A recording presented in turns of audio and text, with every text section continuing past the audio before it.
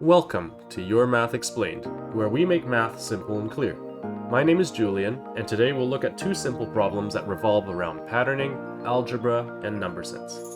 The first problem is for grade 9 and 10 students, and the second problem is for grade 11 and 12 students. In both problems, we utilize patterns and sequences to help us find the solution. Pause the video now if you haven't had a chance to read it, otherwise, let's jump in. In this problem, we are given some patterns with the numbers that are given, and we want to use their non-negative difference between the previous two terms to pattern out the rest of the numbers. For me, when I see something like this, there has to be some sort of trick with the numbers where they stop creating random things. So my first intuition was to continue this pattern just to see what happens. So if we take the non-negative difference between the previous two numbers, we'll get 14. And then when we take the non-negative difference of 32 and 14, we're going to get 18. And then again, repeating this pattern, we'll get 4. So what I'm noticing as I subtract these numbers is that my sequence of numbers is getting smaller and smaller. So you can see that we're actually in these one-digit numbers now.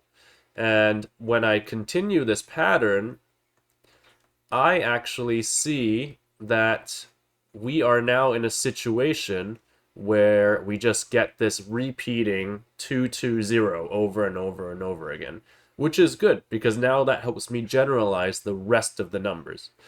So I'm really going to think about this as two parts now. When I think about this yellow part here, that's going to be things that I'm going to add up manually. And then everything else afterwards is going to be this repeating 220.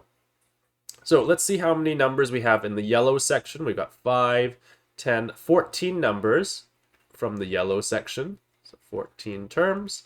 And since we are dealing with 1,306 terms, we know that the rest of it is going to be 1,292 terms. Now, we don't know if it ends in a 2 or a 0, so we're going to have to figure that out right now, actually. So we see this repeating pattern of 220, which means they are going to be in groups of 3. So if I were to just divide this number by 3, this actually gives me 430.66 terms. Now, obviously, we can't have 0.66 terms, but this part right here tells me that we have 2/3 of a final sequence or a final triplet. And so if we have 2/3 of the final triplet, that means we have the 2 and the 2, and we don't have the 0. So what does that tell us? This tells us that we actually have 431 sets of these 2 plus 2 plus zeros, which is 431 times 4 from that pink section. The yellow section we can just add up manually.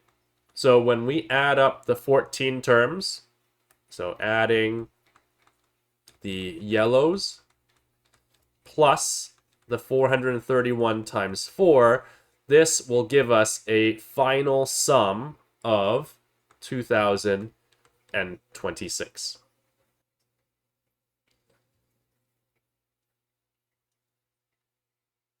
In our second problem, we've got a nice geometric sequence pattern. So they describe what the geometric sequence down here is for you. If you want to learn more about it, you can check out CEMC's courseware. In general, geometric sequences have a common ratio. So we are multiplying by some unknown value r to get to the next term. So we've got 4 terms here. We know that they're related by this r value. That means when I take the second term divided by the first term, that is the r value, but also the same as 4a divided by b, the third term divided by the second term, and also the same as the last term divided by the third term. So we have immediate relationships between this a and b. So now that we know these are going to create the same ratios throughout, it's probably in our best interest to get rid of one of these variables instead of working with two this whole time. So I'm going to focus on these two easier fractions first. Since they're equal to each other, I can cross multiply to get rid of the fractions. That will make it b squared equals to 4a squared. And that actually gives me a pretty nice relationship for b. This works out to plus or minus 2a. And so I'm going to take this newfound relationship and now work with the more complicated fractions.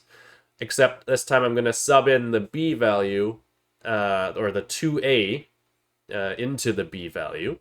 And we actually have to do this twice because we have two different values of b, or two different expressions of b.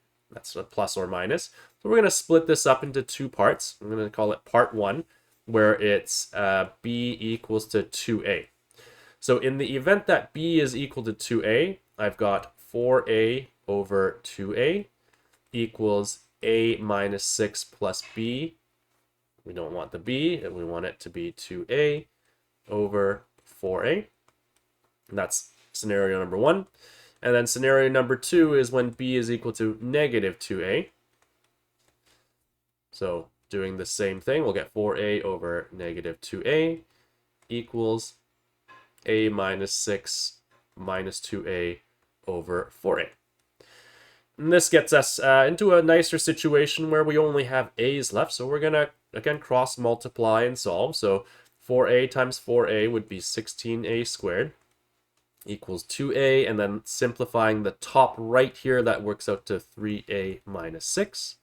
So 16a squared equals 6a squared minus 12a. And this is a nice quadratic that we can move over to one side and factor. So 10a squared plus 12a equals 0.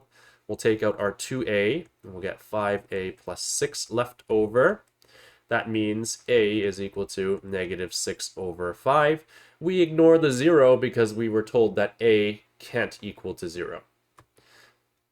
So if a is negative 6 over 5, b was found by multiplying the a value by 2, so that would be negative 12 over 5 as our b value. So that's one set of possible answers. We do the same thing for scenario number 2. So cross multiplying, that'll give us 16a squared. And then negative 2a times, we'll have negative a minus 6. Distributing, we will get 16a squared equals 2a squared plus 12a. And again, it's a quadratic to factor. So we'll move it over. 14a squared minus 12a equals 0. Factoring out the 2a, we'll get 7a minus 6 left over, which tells us a is equal to 6 over 7. And to find b, you multiply it by negative 2 in this condition. So b would be equal to negative 12 over 7. That would be our second possibility.